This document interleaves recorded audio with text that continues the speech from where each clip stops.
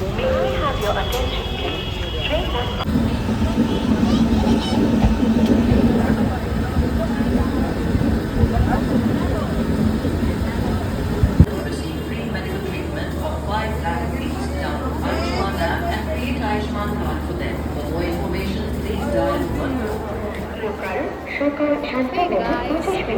Guys, good morning. ঘড়িতে এখন বাজে 7:10 আর আমি রয়েছি হাওড়া স্টেশনে। তো আজকে আমার জার্নি আছে পূর্বা এক্সপ্রেস, যেটা গয়া হয়ে যাবে। অ্যাকচুয়ালি দুটো পূর্বা এক্সপ্রেস আছে, একটা পাটনা হয়ে যায় আর একটা গয়া হয়ে যায়। এটা যেটা যাচ্ছে আমি সেটা গয়া হয়ে যাবে। ট্রেন নাম্বার দেখতে পাচ্ছ 12381, যেটা 8:15 হাওড়া স্টেশন থেকে ছেড়ে যাবে। ঘড়িতে এখন বাজে 7:57, মানে অলমোস্ট 8টা বাজতে যায়। ট্রেন দিয়ে দিয়েছে। সো চলো এখন ট্রেনে উঠে জার্নি শুরু করা যাক। আর দেখতেই পাচ্ছ এটা সামনে হচ্ছে জেনারেলের লাইন, এত দূর পর্যন্ত লাইন এসছে। চলো আমি আমার অলরেডি যেই কোচ নাম্বার দিয়েছে ওখানটা অলরেডি ওয়েট করছি, এখনও দরজা খোলেনি। ঘড়িতে এখন বাজে 8:21, ট্রেন অলরেডি ছেড়ে দিয়েছে। ইভেন অনেকটাই ক্রস করে চলে এসেছি আমরা, বর্ধমান জাংশন ক্রস করে অনেক দূরই চলে এসেছি। তো চলো যাওয়া যাক। আজকে সারাদিন ট্রেনে থাকবো। আই মিন নেক্সট ডে মর্নিংয়ে 6টার সময় আমার নামার কথা আছে দিল্লিতে। চলো দেখো এই যে সিট, এটা এখন শেয়ার করে বসতে হচ্ছে সবাইকে। আর কিছুজন সামনাসামনি নামবে, ওরাও সিটে বসেছিল।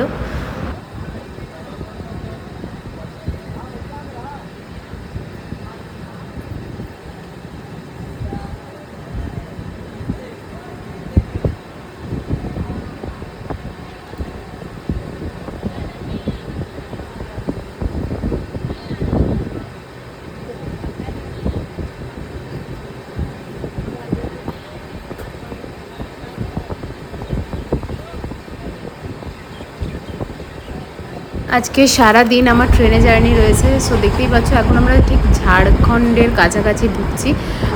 গোটা রাস্তাটাই এইরকম সুন্দর সুন্দর পাহাড় আর প্রচুর পলাশ ফুল ফুটেছিল, যেগুলো দেখতে দেখতে যাচ্ছিলাম। খুব সুন্দর লাগছিল, দারুণ সময় কাটছিলো। আজকে সারা দিনটা আমার ট্রেনে কাটবে। ইভেন দুপুর হয়ে গেছে, এটা বোধহয়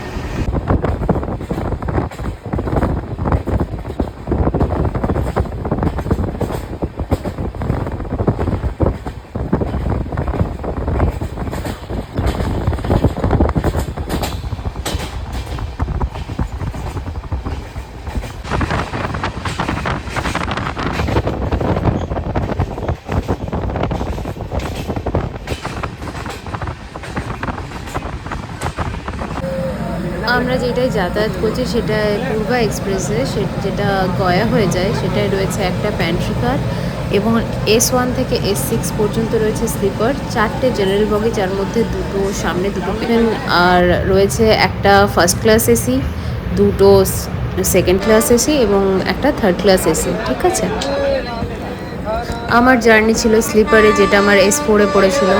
ইভেন যত লোকজন ছিল ওরা মিডলে কিছু স্টেশনে উঠছিল, ওদের সাথে সিট শেয়ার করতে হচ্ছিল।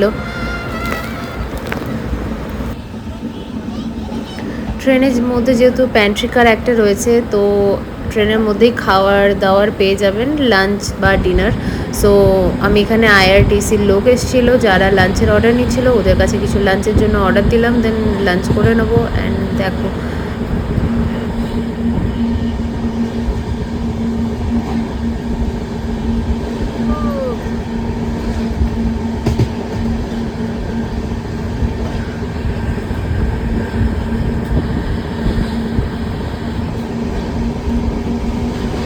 পরপর কতগুলো স্টেশন পেরিয়ে এলাম। এরকম সুন্দর সুন্দর পাহাড় দেখতে দেখতে আর সুন্দর সুন্দর পলাশ ফুল দেখতে দেখতে অনেকগুলো স্টেশন ক্রস করে এলাম। আস্তে আস্তে বিকেল হচ্ছে।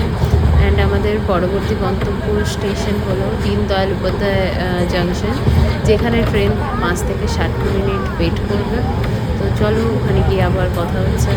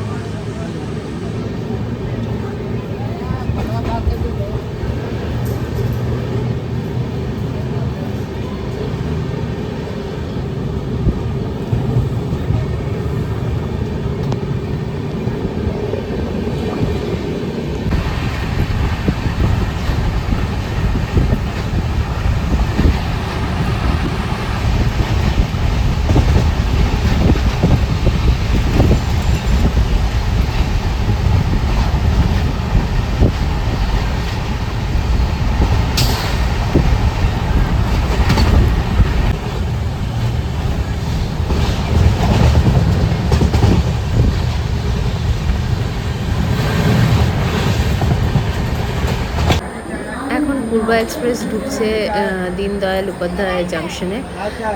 অলমোস্ট সন্ধে হতে যায়, বিকেল হয়ে গেছে, সন্ধে হতে যায়। দেখতেই পাচ্ছ এখানটায় ট্রেন 5 থেকে 7 মিনিট দাঁড়াবে, দেন আবার দিল্লির উদ্দেশ্যে যাত্রা শুরু করবে।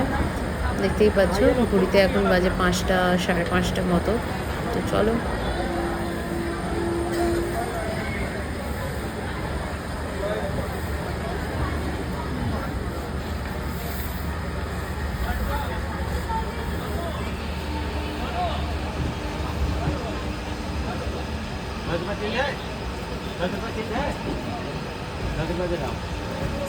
खाना इधर में आप किसी को खाना